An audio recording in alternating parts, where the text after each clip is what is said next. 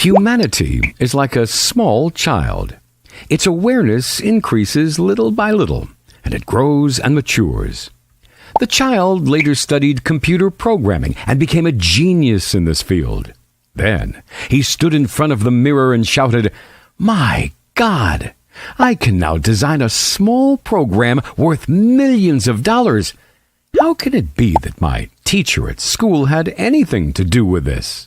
All he taught me was how to add and subtract." What a silly young man he is. What would the world be like without the golden age of Islam? 26,355 is approximately the number of universities around the world today. But the first university ever was El Qarawiyyin University.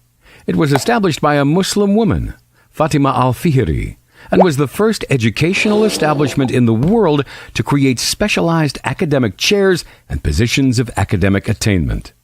It's not surprising at all that before the idea of the creation of universities, humanity only progressed at a snail's pace in transferring knowledge from one generation to another. Imagine how we would have progressed if there were no universities until today. What would the world look like? But many people know this. They know that the first medical operation, the first caesarian section, and the first use of medical forceps was carried out by El-Zawahiri. Many people know that the first person who described how the human eye worked and laid the foundations for the camera was Ibn al-Haytham. He was the first person to say the word kamera, which later developed to become camera.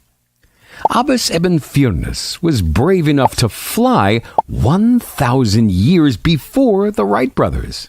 Al-Jaziri laid the mechanical foundations for motors and invented the time-telling machine. And most people know that the founder of algebra and the algorithm was al-Khwarizmi. Islamic civilization is a central and important component of human material civilization. But we as Muslims say that this civilization is not the source of our pride, but that Islam itself is the source of our pride. It is the final message of God to the people of the world, and it liberated human minds from the confusions of paganisms and freed souls from the worship of human beings' lusts and desires. It cultivated and edified morality, and it is the religion without which human beings cannot be saved, either in this life or the next. It is possible for human beings to split the atom, but without religion to hold them back from oppression and criminality, the result will be Hiroshima and Nagasaki. It's also possible for them to discover a new land, but without religion to govern their ways and restrain their actions, the result will be the savage annihilation of its inhabitants. The happiness of human beings does not depend on their talents and dexterity in molding what appears to be too hard, but it's 1,000 times more difficult.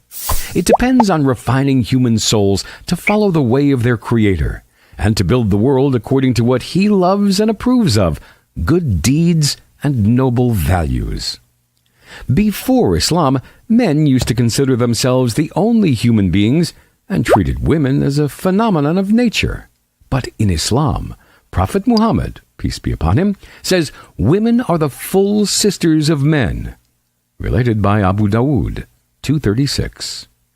Fighting until death was a sport that the Romans loved. But then Islam came and forbade killing people unjustly, and showed that this was by the command of God, the Creator of life and death, whom humanity had forgotten as it strayed away from His path. من أجل ذلك كتبنا على بني إسرائيل أنه من قتل نفسا بغير نفس أو فساد في الأرض فكأنما قتل الناس جميعا ومن أحياها فكأنما أحيا الناس جميعا. There were many other wrong deeds and misguided beliefs that Islam came to correct. Our use of the phrase, the Dark Ages, to cover the period of 699 to 1000, marks our undue concentration on Western Europe. From India to Spain, the brilliant civilization of Islam flourished. What was lost to Christendom at this time was not lost to civilization, but quite the contrary. Bertrand Russell in History of Western Philosophy, London, 1948, page 419.